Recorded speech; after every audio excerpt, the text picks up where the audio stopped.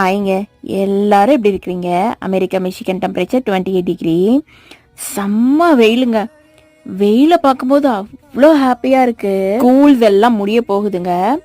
Around ஒரு 2.5 மாசம் இனிமேல் லீவு தான். இங்க 2.5 மாசமும் வெயில் சும்மா அடிச்சு தாங்க கொளுத்தோம்.